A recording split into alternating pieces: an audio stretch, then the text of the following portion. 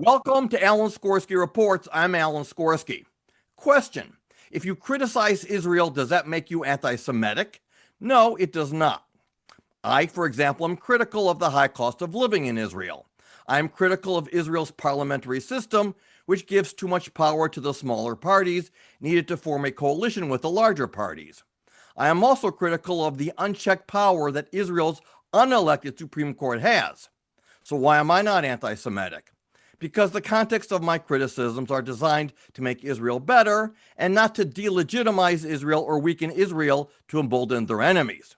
On the other hand, what if a major podcast host interviews a young admirer of Adolf Hitler? Does that necessarily make him anti-Semitic? It does if that host gives his guest free rein to say whatever he wants about Jewish control without forceful pushback or strong factual challenges. What if that host only interviews Israel bashers without challenging their lies, or when he does interview a pro-Israel guest, challenges every word he says? Is it anti-Semitic to criticize Ben Shapiro? Of course not, unless you lie about him, accusing him of celebrating the IDF killing of Gazan children. One, the IDF doesn't kill children, certainly not as part of a war strategy. And secondly, Shapiro never celebrated the death of children in Gaza or anywhere else. Today, we're going to examine just a small sampling of Tucker Carlson's disgraceful new chapter since parting ways with Fox News into the world of blaming Netanyahu and accusing Jews for the decline of America and Western civilization. Today's guest is CUNY law professor, good friend, and founder of Safe Campus, Jeff Lax. And when he's not on Fox News, Newsmax, or WABC Radio with Sid Rosenberg, he always makes time for Alan Skorsky Reports. Jeff, it's great to have you back again. It should be reversed. When I'm not doing Alan Skorsky Reports, I sometimes make time for other media. Good to be with you, Alan. So the next time you're on with Brian Kilmeade, tell him that you only made time for him because Alan didn't need you today. Okay, that's what we'll do. Anyhow, I'll tell you something very funny, Jeff. I don't know if you're going to remember this. Over a year ago, you and I were having a conversation about Tucker Carlson. You and many others said he's anti-Semitic. And I couldn't do it. I said he's a piece of you-know-what. And you asked me, well, why can't you just say he's anti-Semitic? I said, I'm not ready to go there yet. But now I am. So, because I can't just, I loved Tucker for too many years to call him anti-Semitic. Just because he wasn't a cheerleader for Israel doesn't mean, listen, not everyone is going to be a Sean Hannity or a Rush Limbaugh or Mark Levin. Some people are just play more even-keeled. Israel's not the first issue on their mind. But Tucker Carlson has made Israel just such a focused issue for him. As you know, he's called conservatives. He said that Christian Zionists are heresy to Christianity. He's referred to people like Karl Rove, Mike Huckabee, I think who else, George W. Bush, that they all have a brain virus because of their support for Israel. So if you would, Jeff, I'm going to let you begin today and tell me, your thoughts, because again, I didn't want to do it in the beginning, but you saw early on that Tucker was indeed anti-Semitic and not just had legitimate questions about Israel. Yeah.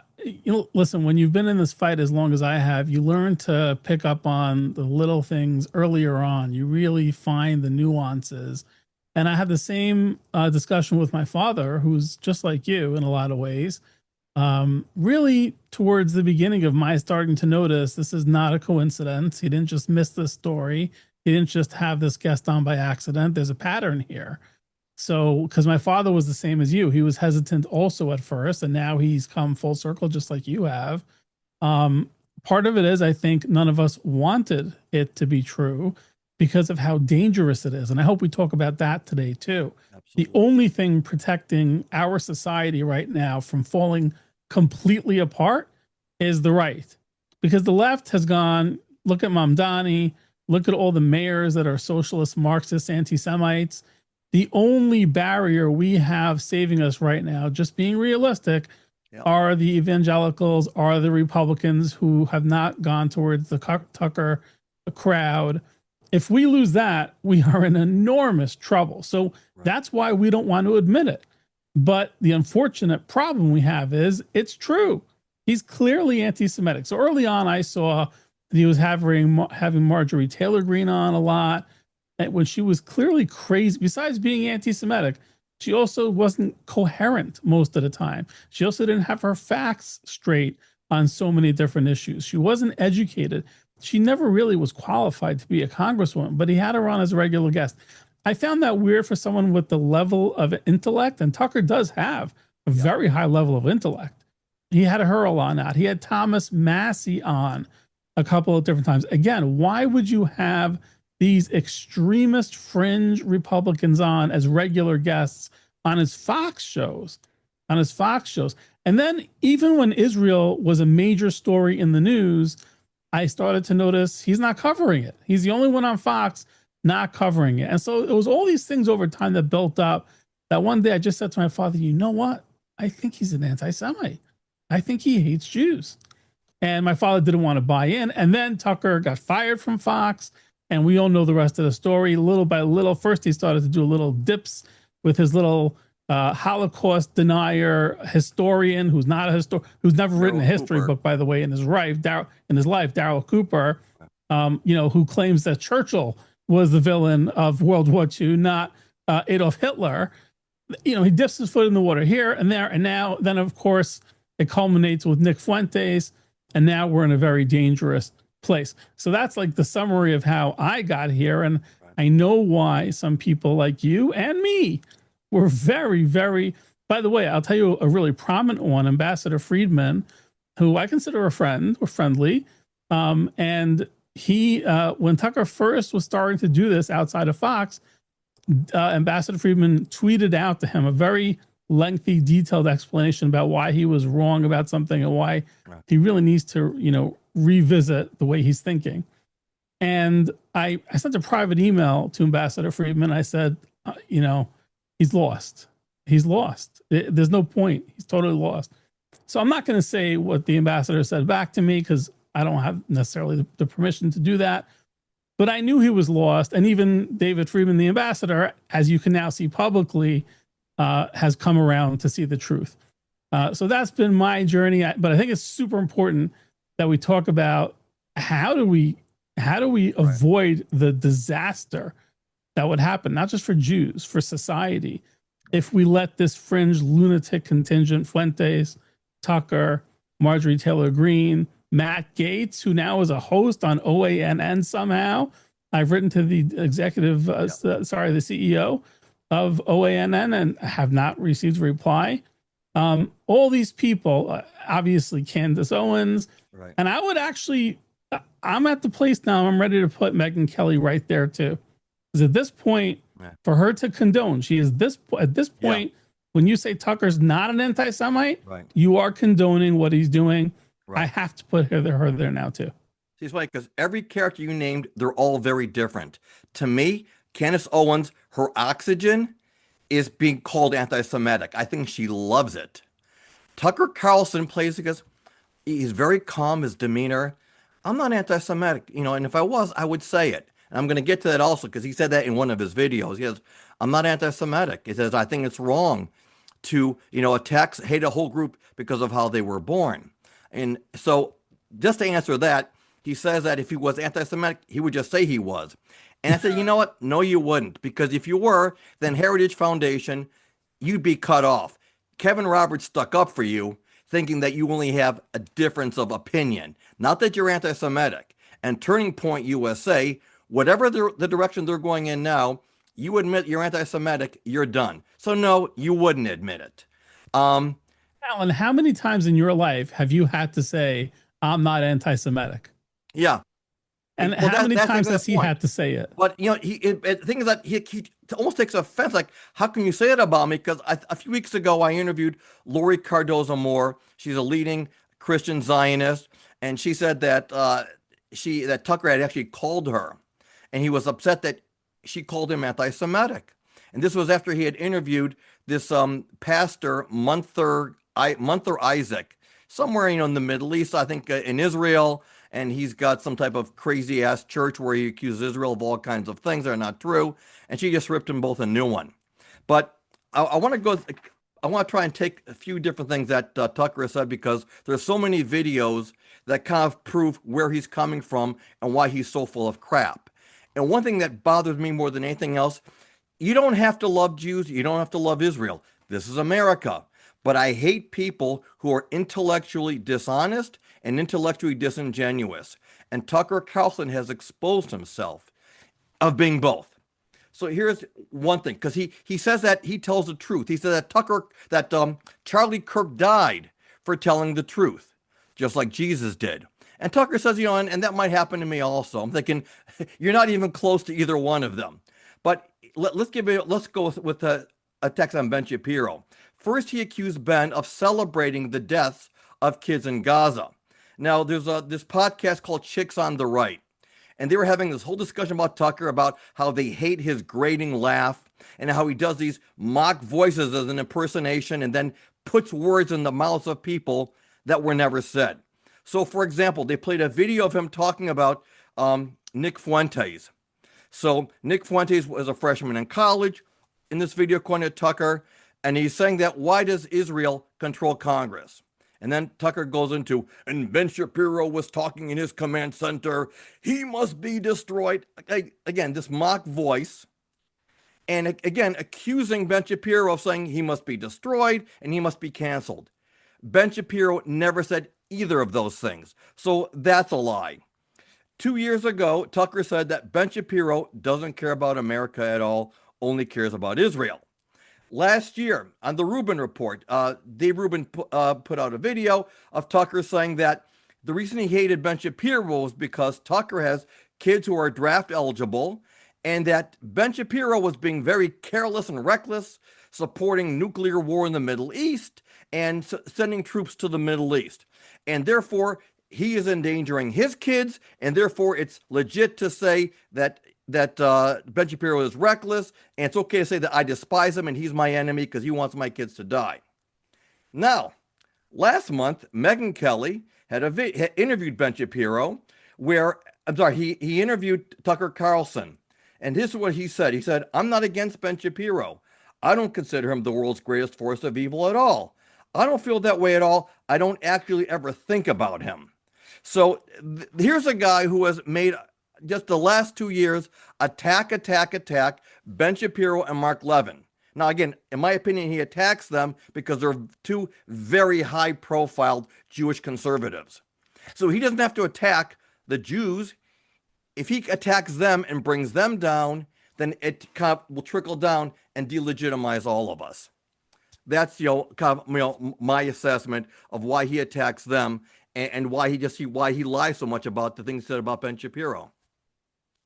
Well, the reality is, unlike what Nick Fuentes will tell you, there really aren't that many Jewish people in positions of power. So Tucker eventually runs out of Jews to attack who are prominent. So he does Ben Shapiro, obviously, as Mark Levin, he does. But he also attacks Ted Cruz, anybody who is Jewish adjacent, who is Zionist, who supports Israel and the Jewish people. He does Ted Cruz. He does Mike Huckabee. It's really with him, Lindsey Graham. Right. But it's ironic and obviously disgustingly hypocritical that he would accuse Ben Shapiro of many things, but particularly of calling for nuclear war.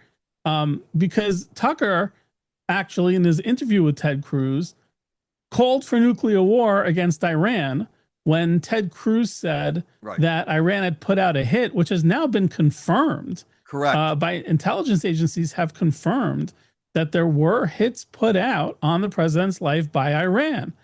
And when Tucker Carlson heard that from Ted Cruz, he said, I never heard of this. Well, I don't know where you've been, Tucker, because I've heard this for 2 years. I didn't know the names of the people. Now we do. But I certainly heard that intelligence agencies had said that Iran was trying to kill the president. So I don't know what, Tucker a lot of times I think pretends not to know things in the moment when it's convenient for him, but it was pretty well known to anybody who pays attention to the news, there were hits at. But what did Ted Cruz say in response to that? He literally and I use the word literally, unlike a lot of people nowadays, he literally called for nuclear war on Iran. Not only did he call for nuclear war on Iran, he had a second to pause, and Ted Cruz said something, and then he came back and he said, no, I'm serious. Why aren't we nuking them? So 2 times he said he wanted to nuke Iran because they put a hit out on Trump. So here is this extreme isolationist actually calling for nuclear war in Iran. And then what does Tucker do? Because he knows this is the most hypocritical thing he could, of all people, for him to call for nuclear war twice and to say he was serious. Took the time to say he was serious. Right. Not hyperbole. He goes and takes that out of his video. If you go online, you can't find that anymore. I have it. Right. I saw it. I have it, and I have it on my. If you want to find that, the only place you'll see that is on my X feed, CUNY_prof. Little self-promotion here, but it's really not self-promotion. I want people to go and see what he said. It's on my feed. That video was taken off the internet everywhere. You can't find it because he immediately deleted it because he knows it exposes him as the fraud that he is. And it sounds too because he was trying to mock Ted Cruz. Yes. Now, again, you brought this, so here's the article. November 8th of 2024, Farhad Shakeri, Carla Rivera, and Jonathan Lodholt are charged with murder for hire. According to the U.S. Department of Justice, Rivera and Lodholt have been arrested while Shakeri, who the FBI described as an asset of Iran's Islamic Revolutionary Guard, is believed to be in Tehran. They were all tasked with assassinating Donald Trump for the revenge of killing Qasem Soleimani. So while Tucker Carlson was mocking Ted Cruz for supporting Israel, of course, and then saying, what, do you think he's trying to kill Trump? How come I don't know? Okay, so he made a fool of himself because it was all, if you Google it, it's not just one, NPR, CNN, Politico, they've all got it. So Tucker, the smartest guy, he didn't have that information. He also called anybody who supported attacking Iran's nuclear facility a traitor to the United States. Anybody supporting it. Right. But by the way, he didn't go after Trump. That's interesting. He apologized to Trump, but he called anybody. So nobody died in the attack that I'm aware of. There were no casualties at all on either side. All that happened was Israel laid the groundwork, knocked out all the air defense, cleared the way, which a lot of people don't like to talk about on the other side. Israel did their job, which was really, Israel has suffered a lot of losses in this since October 7th. Right. And they set it up in New York, I'm sorry. The United States goes in, takes out with those, what do they call those bombers? I forgot what they're called. The B-2s? Those B-52s. B-52s. Yeah. The bunker buster bombs, take out the nukes, no casualties, nobody broke a fingernail. Right. And Tucker called those people traitors. Yeah.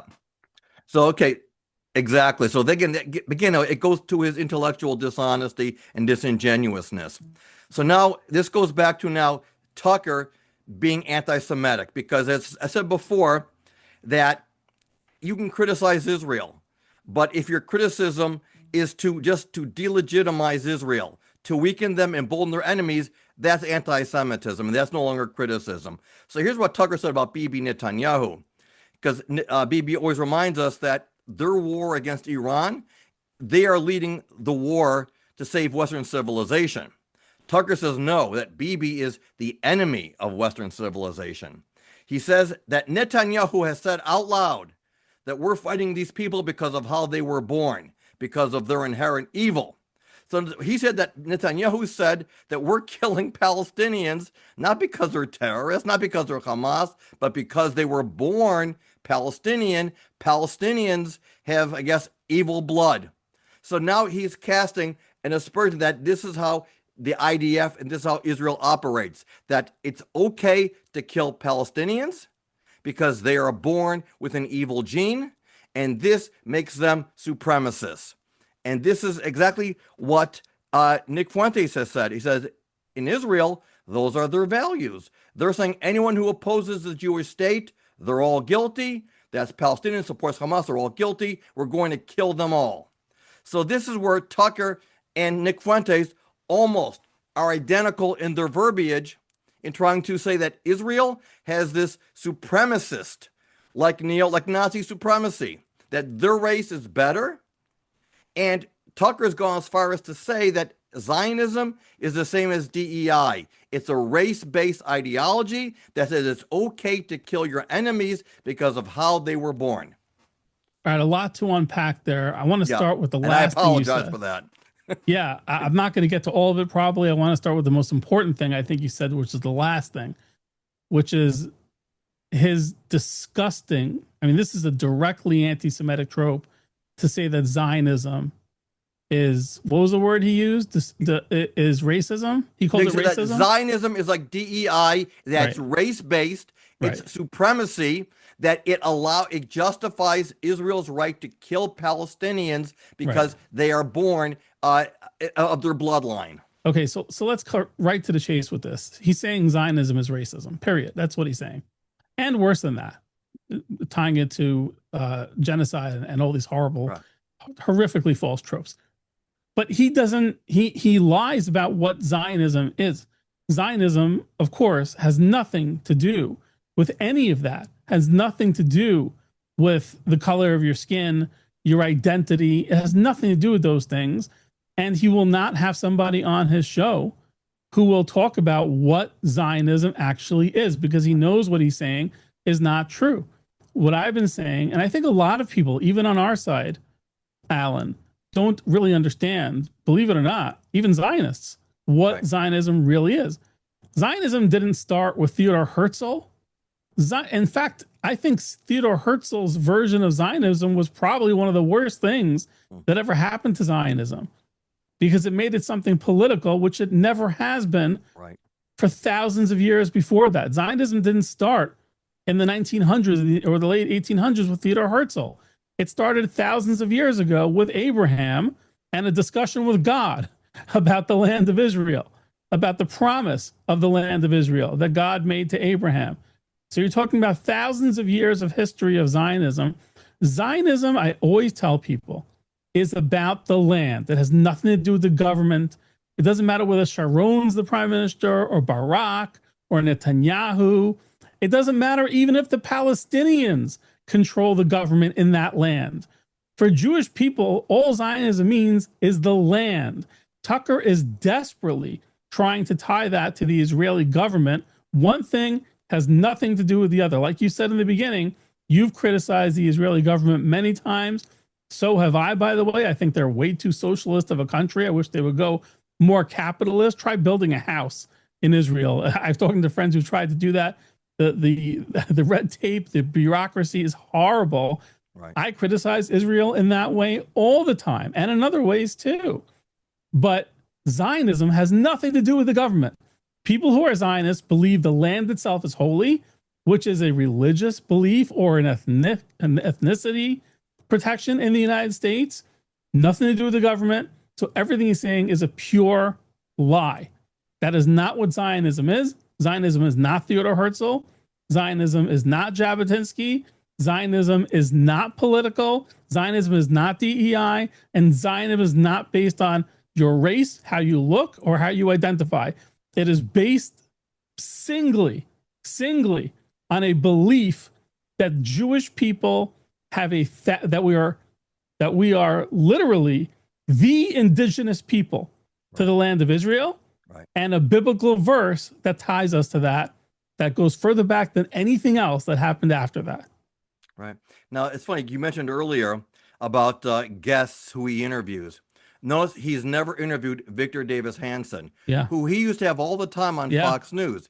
He doesn't interview Mossab Hassan Youssef, who's on all of the cable, all of the podcasts out there. Never interviewed Yosef Haddad, an Israeli Arab who served as a commander in the IDF.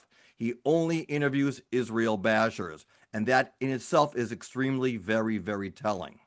Now, we're going to get to the real juice here of the matter, because I think what really got kicked up a firestorm in conservative circles was his interview with Nick Fuentes.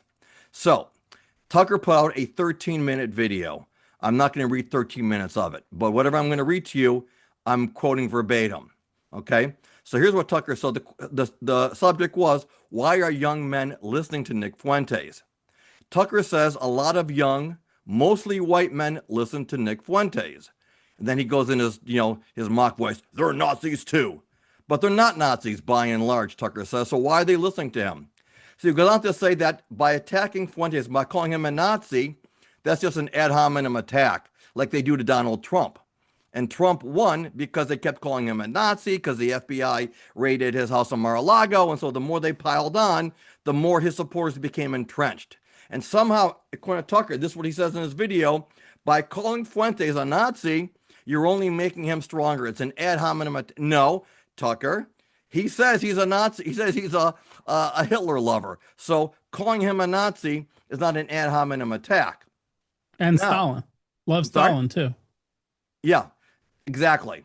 So now, according to Tucker, he says calling Fuentes a Nazi exposes, he says those who call Fuentes a Nazi exposes those people as being hysterical and shallow.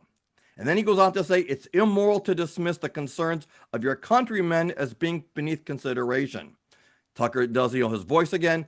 I don't have to listen to you because you like some guy with ugly views. Really? Is that it?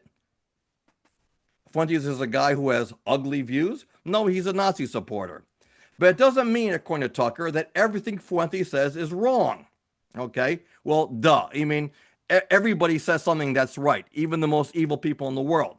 Now, this is a 13-minute video, and all this point here, he says nothing about why these young men are listening to Nick Fuentes. And then he gets to it past the halfway point.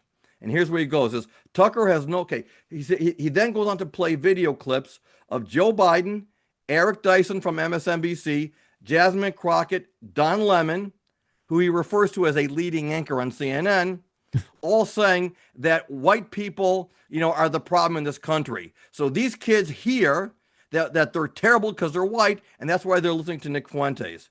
So I'm saying, really? You telling me that nobody else? Bill O'Reilly for years, everybody has been talking about this attack on white people, the attack on our culture for decades, for 30 years. And this has been a Democrat playbook. Hillary Clinton, going back to the 1990s, was saying whites are racism and cops are racist. This is not something new. And then all of a sudden, Tucker's crediting Nick Fuentes with, he found something. He found something that these kids, are grasping onto. This has been going on for decades as part of the Democrat playbook. And he finds the biggest losers to say that white people, and I got news for you, no one listens to MSNBC or CNN. So no, these white men are not hearing themselves being trashed, which is why they went to Nick Fuentes. So, that's another thing where he's, again, completely intellectually disingenuous. He cannot come up with a sound reason why he interviewed Nick Fuentes or why these kids are going to Nick Fuentes. Because before all this, all these kids were going to Charlie Kirk. You saw the crowds at college campuses, and he was saying DEI is wrong. So he was standing up for white kids all this time. He's standing up for religious, for culture, for God, for going to church, believing in Jesus, getting married, having kids. So nothing that Tucker has said about why kids are going to Nick Fuentes makes any sense or is even remotely true. Well, okay, there's a lot here too. Okay. First of all, if William F. Buckley were alive today, he'd be turning over in his grave. Actually, I think I messed up that saying, but you get the point. Yeah. He is turning over in his grave. If he were alive today, he would be sick to his stomach over what Tucker Carlson has been saying and doing. And I want to point out, Tucker Carlson's brother is named after William F. Buckley, and Tucker's son is named Buckley after William F. Buckley. So let's compare and contrast for a second someone who seems to be an idol of Tucker Carlson and of Tucker Carlson's father, both naming their children Buckley. So William F. Buckley, what did he do? He did the exact opposite. And this is, for those who may not be aware, he is considered the modern father of conservatism. Right. And which is why Tucker claims to love him so much. But he doesn't seem to like to follow what William F. Buckley actually did. William F. Buckley was famous on a show, what was it called? Firing Line, which aired for 30-something years. 66 to 99, over 30 years. On that show, one of the great things that he did was he constantly had terrible people on the show, really evil people, really controversial people, people that nobody else, especially in those days, would ever even put on the air. And here's a quote from William F. Buckley. Here's what he said about that. He said, give them the microphone, give them the full hour, and then dismantle their arguments in real time. Right. So William F. Buckley, for example, I'll give you two names of people he put on. He put on George Wallace and Lester Maddox. Now, they were both the governors of Georgia and Alabama. Right. And he famously, they were segregationists, both of them. And he famously let them talk, was calm, was courteous, like he always was. He was famous for that. And he dismantled them and made them look like fools on his show. So why am I bringing this up? Because this is the opposite of what Tucker Carlson is doing. When nobody has a problem, let me say this really loud and really clear for Tucker Carlson and for Megyn Kelly especially. No one says you can't have Nick Fuentes on your show. No one says that. No one says not to platform these people. No one says that. What decent people are saying is, sure, have them on the show, but engage in a Socratic method of questioning. Challenge them. They have very controversial views. If you are not bringing up even at all the controversial views, or you're saying, okay, we'll talk about it later, like Tucker did when Fuentes said he celebrates Stalin's birthday and never brought it up again. And tons of other things, like you said before, about how he feels about Jewish people as a race. Never challenged any of those views. So William F. Buckley, Tucker's hero, never would have done that. He would have sat there with Fuentes and given him real, actual questions about these very controversial, sick views. So Tucker is able to do this. See, one of the interesting things about this is Tucker is very good at doing this when he wants to. Right. He will do it with Ted Cruz, for goodness sakes. He will engage in a Socratic questioning technique with Ted Cruz and challenge him on every little thing. The population of Iran, as if that had anything to do with what Ted Cruz was talking about. Had nothing to do with that. And that's the famous one, right? Right. But he engages in the Socratic attack because why? Because he wanted to have Cruz on to attack what is an establishment view that he now is separating himself from. But Nick Fuentes comes on and he has this friendly promotional, let's be honest, it was a promotional video for Nick Fuentes. People aren't upset. Now, I used to host a radio show and we had a neo-Nazi caller, an actual neo-Nazi caller regularly. I always put him on the air. But guess what I didn't do? I didn't just let him speak without challenging him. I let him on for the specific reason that Buckley did, which was to make him look like an idiot, reveal his views to the world, show the world why they're stupid and racist and hateful and should be rejected. And did Tucker do that one time in his conversation with Fuentes? No. He gave him a promotional video like you see at 2 o'clock in the morning on one of the network TV channels showing one of those infomercials. That's what that was for Nick Fuentes. So yes, you can have whoever you want on, but ask them a serious question about their very, very controversial, and in this case, disgusting views, the way William F. Buckley would do if he were alive today. See, there's a very famous podcast host named Patrick Bet-David. He's, I think, Armenian Syrian, and he had Fuentes on, and he was very good. And I didn't watch the whole thing, but I remember one particular question. Okay, you had a choice. You could live in Boca Raton with the Jews or live in Dearborn, Michigan with the Muslims. Who are you picking? And Fuentes paused, said, I'd rather live with the Jews. Okay. So I got to see that. I have not seen that. Yeah, no, that was a good one.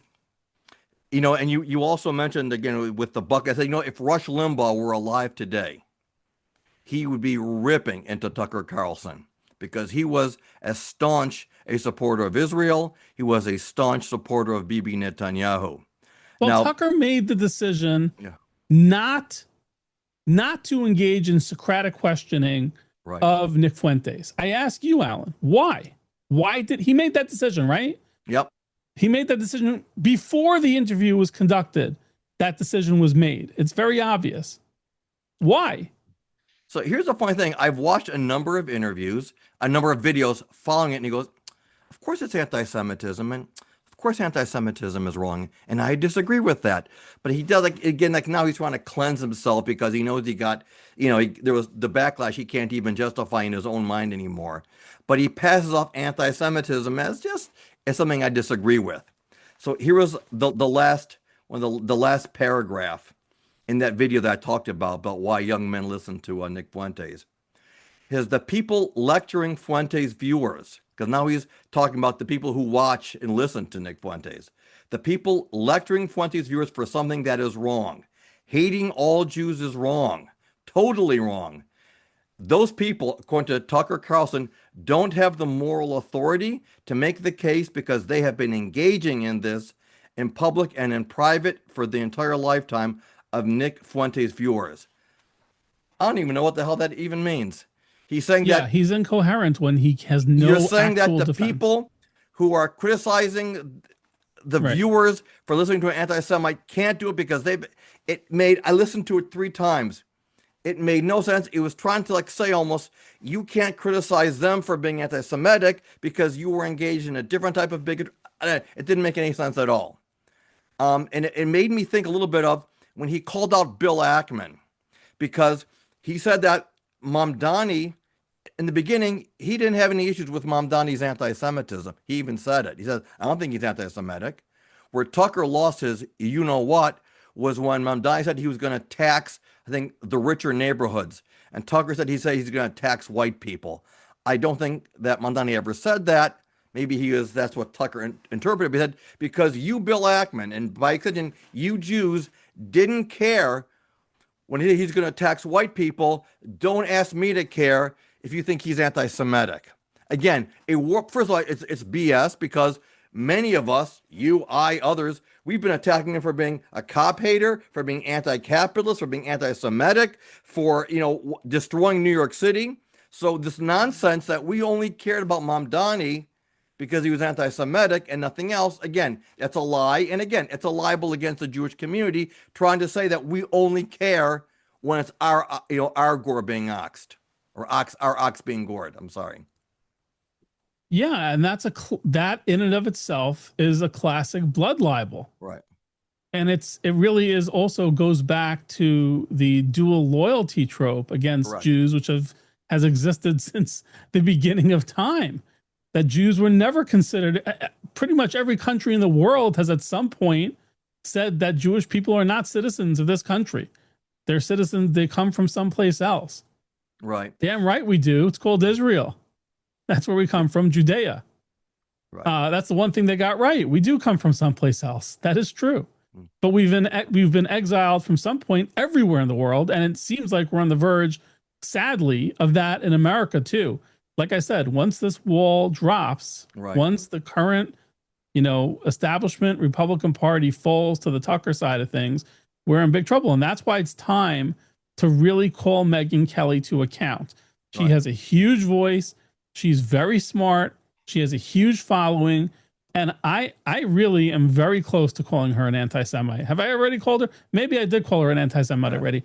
I think what she's doing at this point, it could be she's not an anti-Semite. It could be she got caught in a corner that she doesn't know how to escape from that corner. Right. Because I do remember her speaking very much in Israel's defense early on after October 7th. Right. But the thing for me is, if you have a good friend, and I understand it's hard to just cast off a good friend.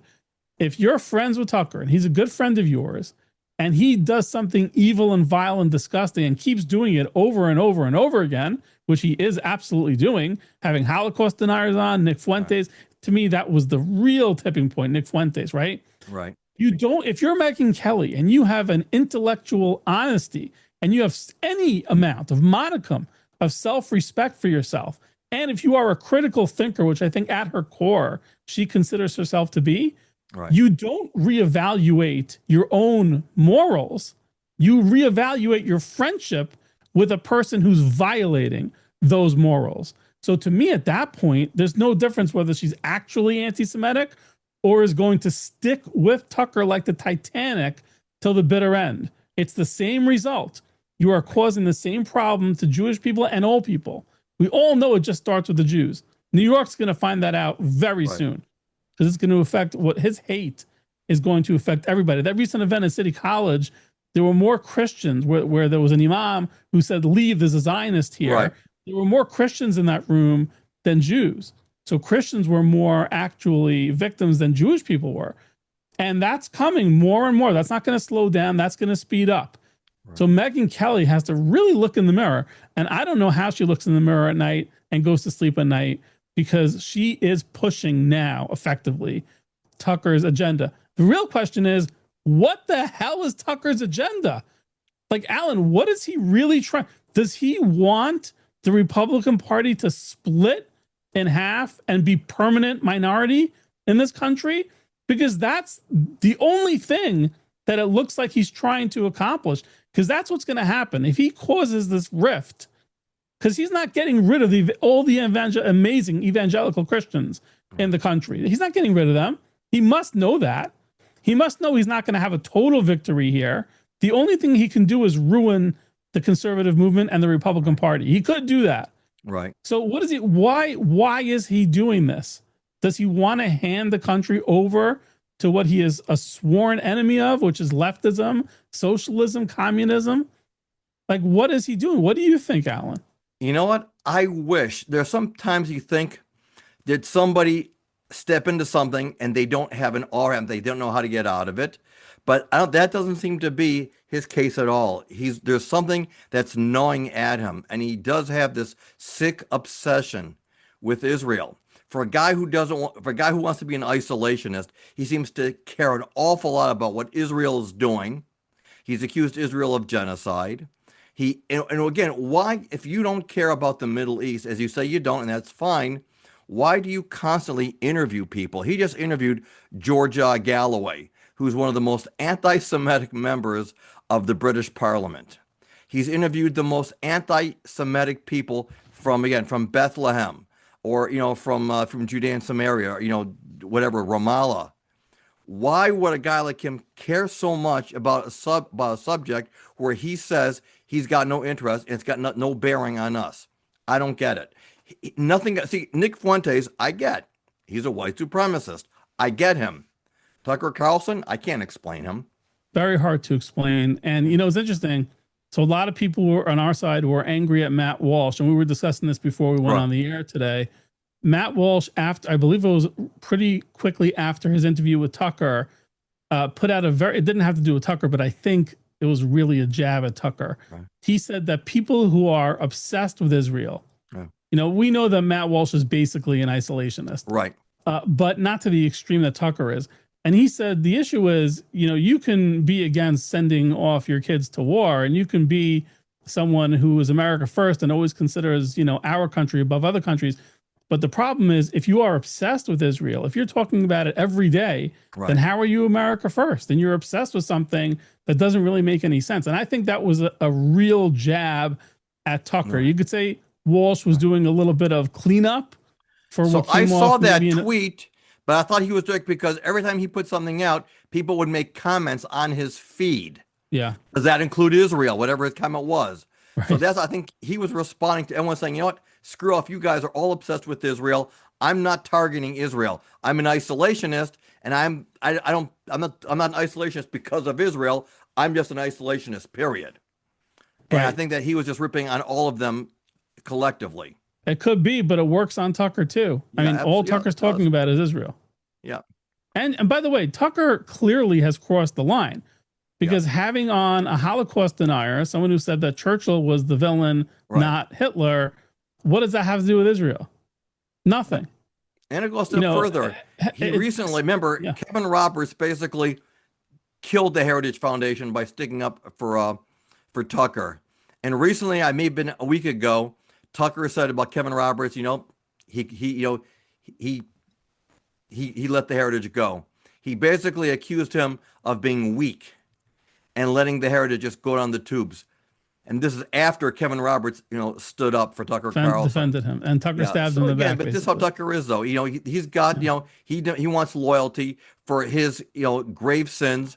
But when you kind of like up against the wall, he's not coming back to bat for you. So again, there's just something, and even his own brand of Christianity, where he says that God made man in his own image.